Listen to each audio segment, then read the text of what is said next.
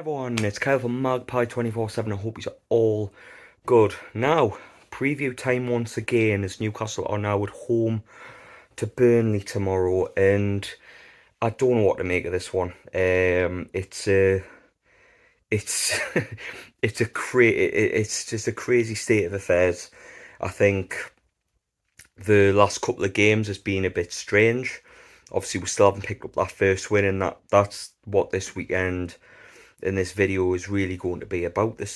About we need to get that first win at any and all costs. Like, we can say what we want, Eddie House speaking up in the media and stuff like that, but we've got to win that first game this weekend. It's an absolute must, especially for what we've got coming up. We've got Liverpool, we've got Leicester, we've got Man U, we've got Man City, got Everton away. We've got some bloody tough games over the Christmas, and we're bottom of the league. Do you know what I mean? So it's gonna be tough, man. So they've just got to get the win. I don't know how many times I can say that, like, but they've got to. In terms of a team selection, I think they should stick with the 4-2-3-1 that they were going to play until Kieran Clark decided to be a dick and get himself sent off. Um, but for me, I think the changes that have got to be made, I think Fernandez has got to come in because in midweek he was absolutely immense and he cannot be dropped. If he gets dropped this weekend, there's a serious problem. And I think even though he's a new manager, he needs to take account of himself in Eddie Howe if he doesn't play Fernandez, because it's the best centre back performance I've seen this season from Fernandez in midweek. And to be honest, if he gets dropped, it's unforgivable.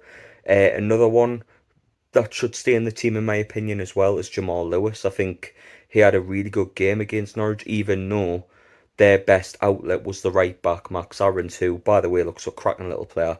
I'd go and get him because we need a right back. But back onto the preview in any way. Lewis should play. I think Shelvey in midfield was brilliant. Dia dropped Joe Willock though, because although Joe Willock ran quite a bit in midweek, he's not having the same effect as he did last season, where he's like taking the game by the scruff of the neck and like making things happen. He's just not doing that this season for some reason. It hasn't lined up for him. So do you drop Joe Willock? Let us know in the comments. But having said that, who comes in from Sean Longstaff, who hasn't played well recently? Last time he came on was in I think it was the game against Brentford. He came on, he didn't help but lose the ball. Hayden, do you bring Hayden on, even though he's not as great of a passer or a ball, but he's a good foil for Shelvey?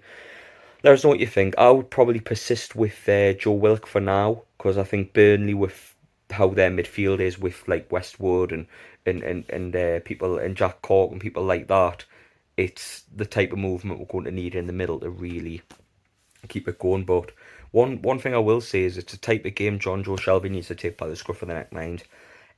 He's been brilliant the last couple of games, and for the first time in a long time, I'm actually thinking maybe John Joe Shelby can be a difference maker for, because he's been excellent the last couple of games. I cannot fault him, except from one goal against Brentford where him and Jacob Murphy just let the lad through. But yeah, he's been outstanding, and I hope and expect for him to have a similar performance where he takes the game by the scruff of the neck and gets up the field. It might be a little bit controversial, this one, but in terms of the last couple of games, I just don't think Alan St-Maximin's looked on it. Like, ever since Steve Bruce left, barring that one chance he had against Brentford, which he very well took, by the way, he's been non-existent. So the question would be, do you drop Alan St-Maximin despite him being probably your best player? That's the talk. It's like very split down the middle, to say the least. A lot of people saying he should be dropped for Miggy, bit more energy, but for me, I would persist with Maxi. Reason, he's very good against Burnley. The last two times we've played Burnley, he's been the difference. So I think if we get Maxi the ball, get him at the Burnley defence, the shit's scared of him. So I think he's. I've got full faith he'll get back to form tomorrow and try and get with his first win. Joelinton needs to stay on the side. He's looked reborn. Need to keep playing him. Wilson obviously leading the line as captain, I think. and then go back with Ryan Fraser as well because he didn't get a real chance in midweek because of Kieran Clark. But yeah, I would stick with a 4-2-3-1, and hopefully that'll be enough to get the win at the weekend because the atmosphere needs to be like it was in midweek, absolutely brilliant. But it should be a good one. I'm hoping it's the first win of the season because by fuck we need it. Get your comments in. Let us know how you want how you would like to set up for tomorrow, and what changes would you make? Would you persist with Fernandez? Would you go back in with Lascelles? I wouldn't mind, but let us know what you think. Let us know if you would go with Maxi or would you drop Maxi. Just let us know how you feel. Predictions for tomorrow as well. I'm going to say that we're going to get that. We're actually going to win tomorrow, and I'm going to say we're going to win 3-1.